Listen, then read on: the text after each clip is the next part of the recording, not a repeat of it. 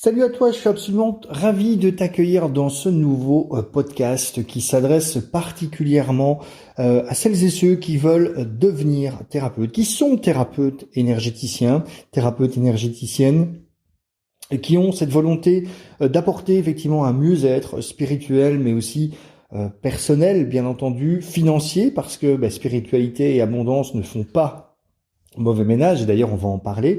Donc ils veulent apporter ce mieux-être autour d'eux, qui veulent en faire leur activité, mais voilà, qui coincent en matière de vente, qui coincent en matière de marketing, qui ont eux-mêmes, parce que oui, bien entendu, on peut être thérapeute et avoir soi-même des croyances limitantes, et qui ont parfois ces croyances limitantes autour de leur activité, du développement commercial de leur activité. Je vais dans ce podcast apporter 3 conseils que tu dois à tout prix appliquer dès aujourd'hui si tu veux démarrer ton activité et faire prospérer ton activité. Alors, avant de continuer plus loin, 2 choses. Première chose, si tu n'es pas thérapeute mais que tu es plutôt coach ou infopreneur, sois également attentif à ce podcast parce que ce que l'on va voir ensemble, les 3 conseils que je vais t'apporter vont également t'aider. Deuxième chose, avant de rentrer dans le vif du sujet, comme chaque fois, pense à mettre un petit j'aime au niveau de cette vidéo ou même un j'aime pas, mais en tout cas réagis parce que ça aide au niveau de l'algorithme de Google. Pense à mettre un commentaire, à t'abonner et à activer la petite clochette pour être tenu au courant des prochains podcasts que je vais sortir. Et c'est parti pour ces 3 conseils. Alors,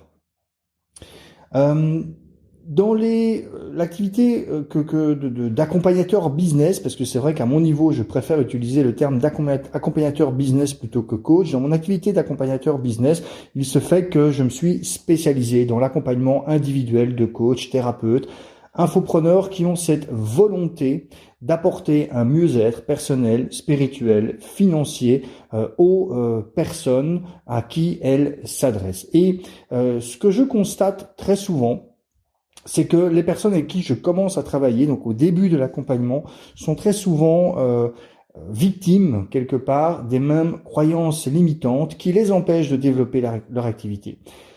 Toutes les personnes avec qui je travaille ont un point commun. Elles sont extrêmement compétentes dans leur domaine et elles ont un deuxième point commun, c'est qu'elles ont cette volonté puissante d'apporter ce mieux-être, ce bien-être aux personnes à qui elles veulent s'adresser. Et donc ça, c'est génial. Et probablement que si tu écoutes ce podcast aujourd'hui, tu as également ce point commun. Tu as cette compétence, tu as cette capacité que tu as développée en tant que thérapeute énergéticienne ou en tant que thérapeute énergéticien. Tu as cette compétence que tu as développée, que tu as été puisée en toi, que tu as fait réveiller et tu as envie d'utiliser cette capacité, cette compétence pour aider les autres. Mais voilà.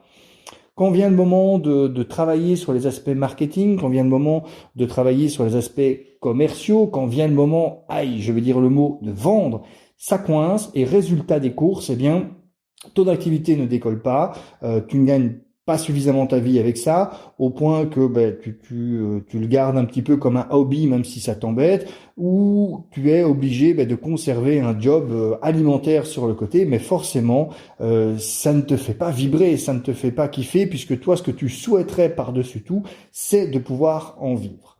Alors la première question avant de rentrer dans les 3 conseils, c'est est-ce que énergétique et abondance sont compatibles? Et la réponse, tu la connais, elle est évidente, oui.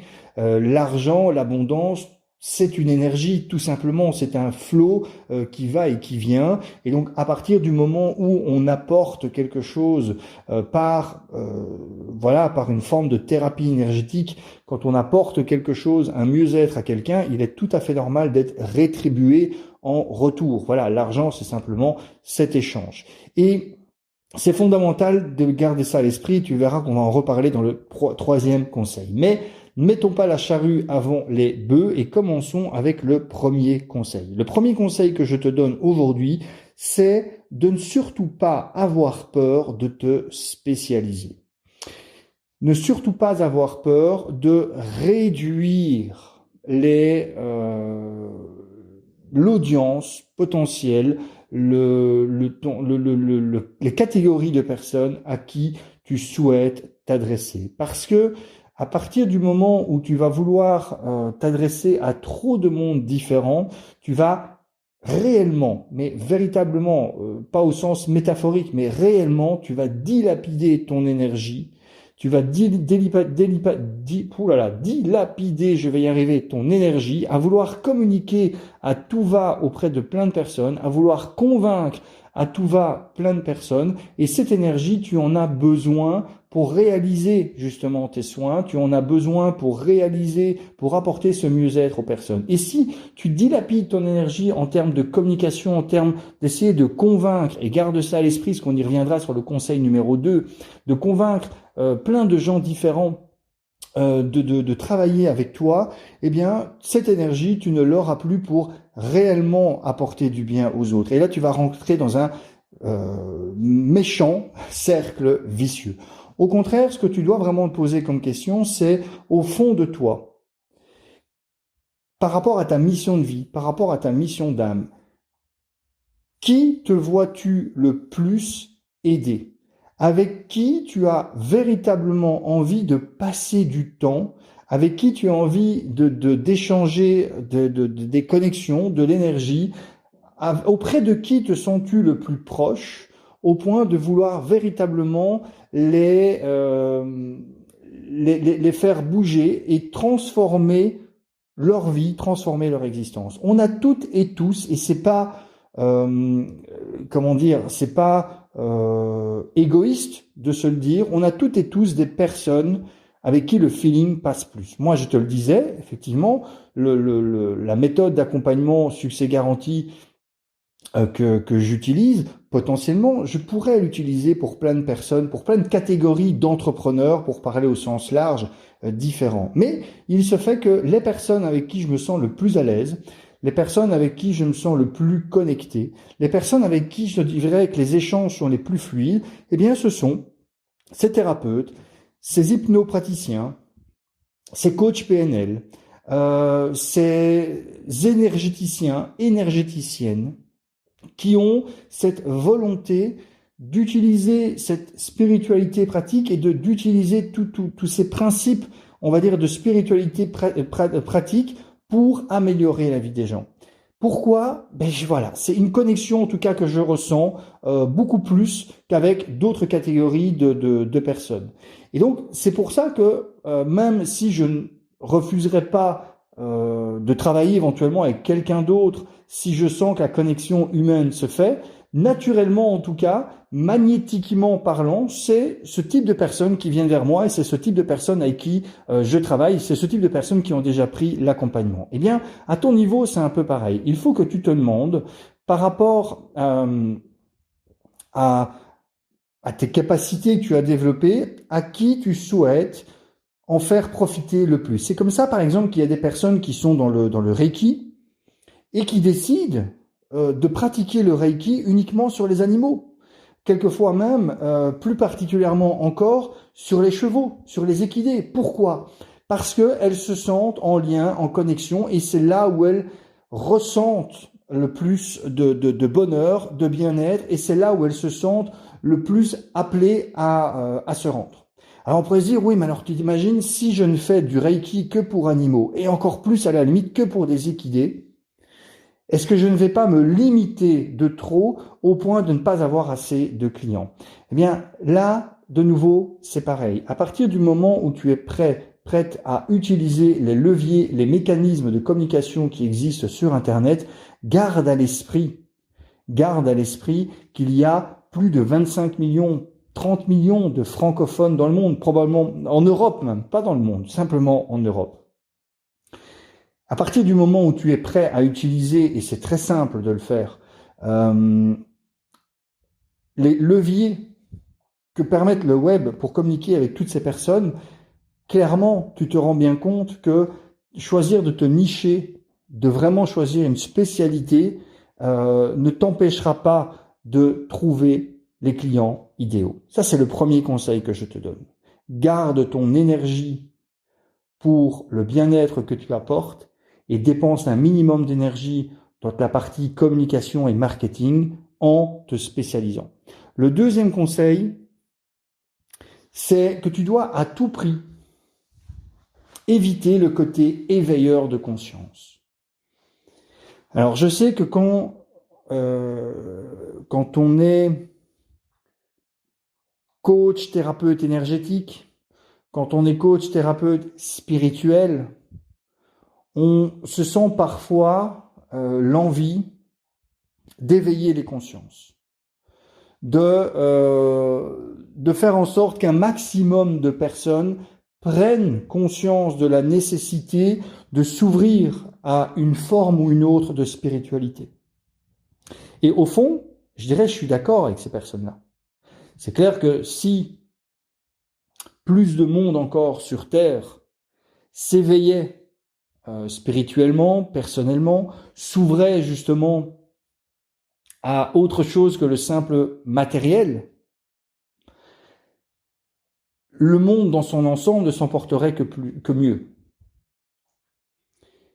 Mais aujourd'hui, ton objectif, c'est, à court terme en tout cas, et à moyen terme, c'est de développer ton activité. C'est de faire en sorte de pouvoir vivre de ton activité et pas vivre chichement, mais d'en vivre dans l'abondance. Parce que s'éveiller spirituellement, c'est aussi s'apercevoir, et ça tu seras, je pense, d'accord avec moi, que un être spirituel, pour pouvoir vivre pleinement sa spiritualité, il faut également être correctement ancré dans notre corps physique sur cette terre. Et que pour pouvoir prendre soin de cette incarnation physique ici sur terre, on doit vivre dans l'abondance. On doit vivre dans l'abondance. Alors, l'abondance financière, c'est peut-être un terme, voilà, qui, peut-être que ce que moi je considère vivre dans l'abondance ne sera pas la même chose que pour toi, mais d'une manière ou d'une autre, peu importe, il est important de vivre dans cette abondance. Et donc toi, pareil, tu dois pouvoir vivre dans l'abondance de cette activité de thérapeute, de coach, énergéticien, spirituel. Pour cela, tu dois à tout prix éviter ce phénomène d'éveilleur de conscience. Pourquoi ? Parce que si tu veux à tout prix essayer de prophétiser, entre guillemets, de conscientiser des personnes au sujet de cette nécessité justement de s'ouvrir à ce genre de choses, ça va te demander énormément de temps et ce ne sera pas rentable parce que ces personnes-là ne voudront pas faire appel à toi. Pourquoi ? Parce qu'elles n'ont pas encore justement le niveau de conscience suffisant pour dire de s'attaquer à ce genre de choses. Il arrivera peut-être un jour où elles en prendront conscience et à ce moment-là, toi, ton rôle, ce sera d'être présent pour les aider. Je vais te raconter simplement mon histoire, c'est que donc moi, dans le courant de l'adolescence, j'étais quelqu'un d'assez éveillé, d'assez ouvert. J'ai étudié un petit peu le Reiki, j'avais des bouquins sur le magnétisme, sur la tarologie, sur la radiesthésie, etc., etc. Je m'informais beaucoup sur ce genre de choses et je trouvais ça intéressant et passionnant de réfléchir à ça. Et puis, j'ai eu, à un moment donné, une fermeture complète. Je suis devenu ce qu'on peut appeler vraiment un cartésien, un matérialiste, très terre à terre. Et je bottais en touche dès qu'il y avait une conversation qui touchait de près ou de loin à la spiritualité. Pendant très longtemps, jusqu'en 2017.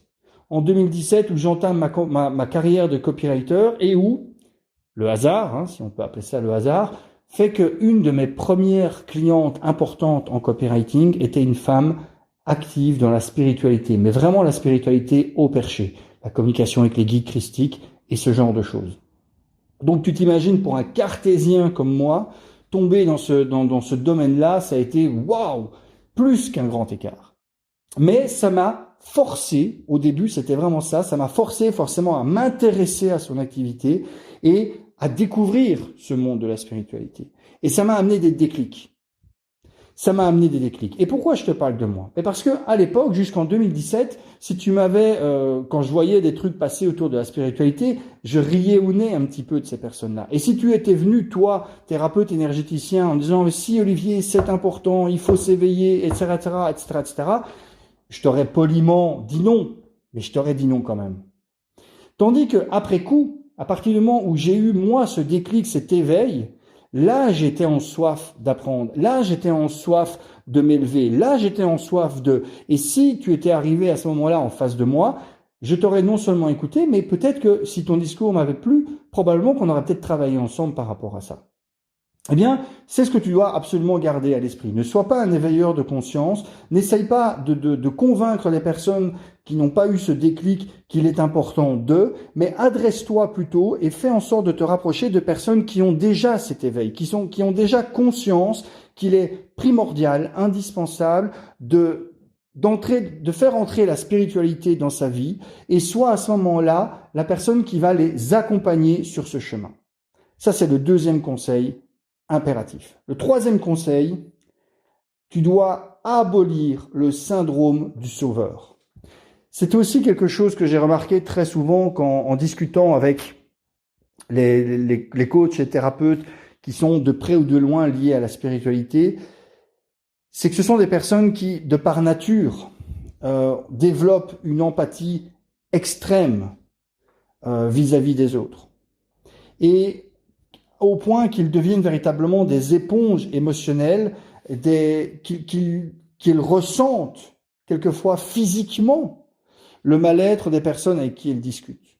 Quelquefois des personnes qui, pour une raison X ou Y, bonne ou mauvaise, disent ne pas avoir les moyens de travailler avec elles. Et du coup, qu'est-ce qu'elles font quelquefois ces personnes? C'est, allez, je vais quand même l'aider.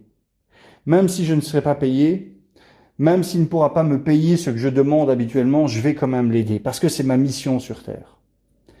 Mais ce que tu dois absolument comprendre, et c'est le conseil que je te donne, c'est que tu ne te rends pas service en faisant ça, et tu ne rends pas service non plus à l'autre personne.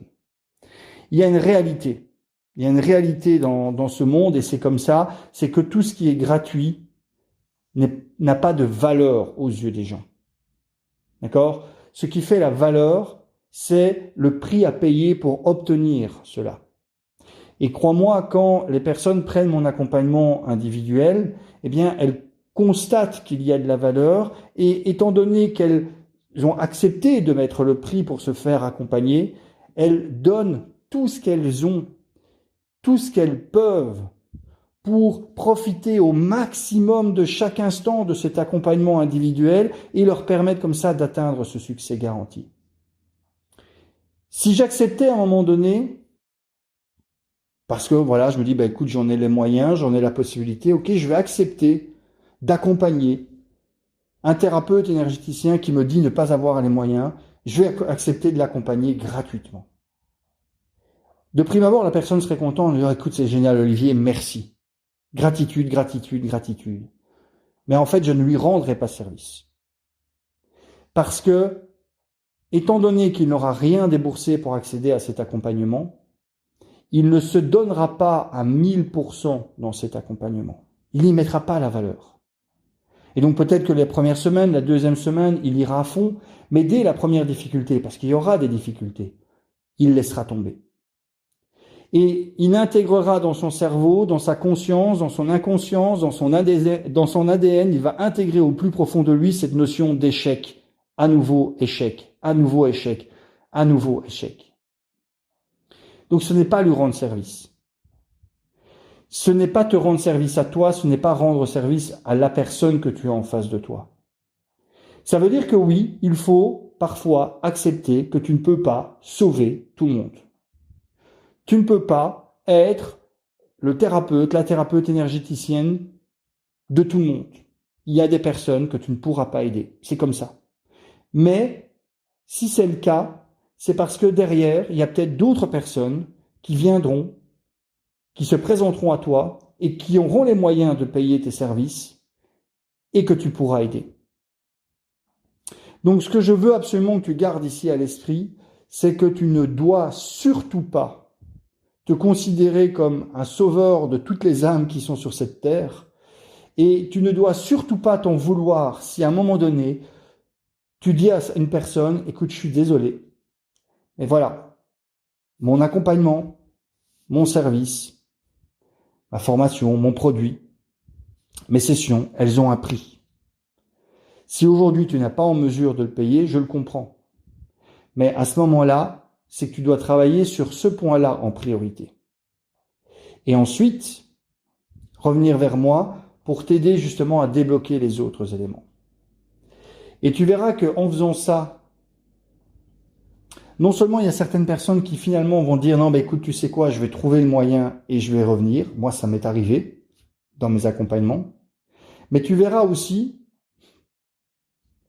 que en faisant ça, tu vas véritablement laisser de la place à des personnes qui ont les moyens de se payer ce que tu proposes et qui viendront à toi. Tandis que si tu remplis ton temps, ton agenda, ton énergie de personnes qui sont des vampires finalement de ton énergie, ben tu le sais comme moi, ce qui va se passer, c'est que l'univers tout entier va éloigner de toi toutes les personnes qui sont en mesure de te faire vivre dans l'abondance grâce à ton activité. Et à ce moment-là, instaurer aussi en toi ce côté échec, échec, échec. Voilà qui termine ce podcast. À nouveau, j'espère que ça t'a plu. Pense à mettre un pouce en l'air, un pouce en bas, mettre un commentaire. Et puis regarde également dans la description si tu souhaites aller plus loin. Je t'ai placé un lien qui te permet de télécharger gratuitement un audio guide, pas n'importe quel audio guide. C'est un audio guide sur les 3 lois du succès garanti pour thérapeutes, coachs, infopreneurs. Tu peux t'inscrire gratuitement pour recevoir cet audio guide. Et par la suite, si c'est le bon moment pour toi, si tu en as envie, tu pourras également réserver un appel gratuit sans engagement avec un membre de mon équipe pour voir si tu fais partie de ces 1 à 3% de thérapeutes, coachs qui sont prêts à s'engager pleinement dans leur réussite et à prendre justement mon accompagnement individuel. Je te souhaite tout le meilleur du monde. Je te dis à très bientôt. Ciao. Bye bye.